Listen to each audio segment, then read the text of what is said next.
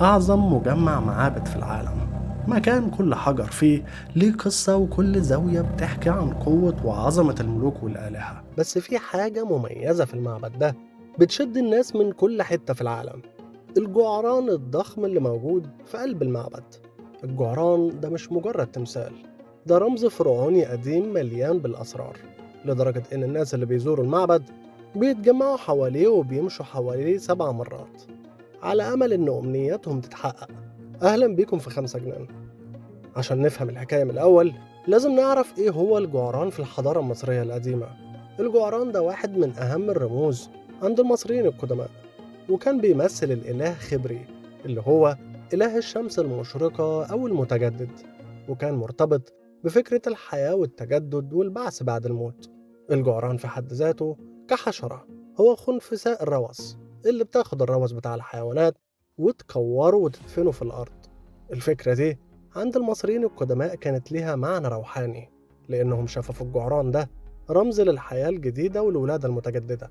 الجعران بقى رمز للقوة والتجدد، وده خلى المصريين القدماء يستخدموه في التمائم والجواهر وحتى في التوابيت، لأنهم كانوا شايفين إن الجعران بيحمي الروح وبيضمن تجددها بعد الموت. النهاردة لو زرت معبد الكرنك هتلاقي تمثال جعران ضخم في نص الفناء الكبير للمعبد. الجعران ده مصنوع من الجرانيت الأحمر، ومكانه تحديدا جنب البحيرة المقدسة اللي كانت بتستخدم في الطقوس الدينية زمان. الجعران ده متعلق بيه أسطورة سحرية غريبة جدا. الناس بيقولوا إن لو لفيت حواليه 7 مرات أمنياتك هتتحقق، وده اللي بيخلي آلاف السياح والمصريين يجوا مخصوص للمعبد علشان يلفوا حواليه ويطلبوا أمانيهم. والفكرة دي مرتبطة تماما بالرمزية اللي المصريين القدماء ربطوها بالجعران. خليني أشرح لك أكتر.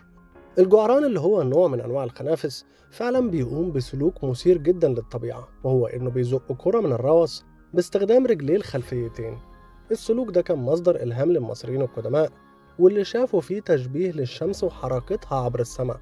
فزي ما الجعران بيزق الكورة بتاعته من الروث، كانوا بيشوفوا إن الشمس نفسها هي كورة ضخمة، وإن إله الجعران هو اللي بيدفعها عبر السماء كل يوم. وده كان رمز للتجدد المستمر للشمس والحياة. الشمس بتشرق كل يوم وبترجع تاني تختفي، وبعدين تتولد من جديد في اليوم التالي. والجعران بيشيل الكرة بتاعته وبيزقها في الأرض زي ما الشمس بتتحرك عبر السماء. المصريين القدماء شافوا في ده رمز قوي جدا لدورة الحياة والموت والتجدد.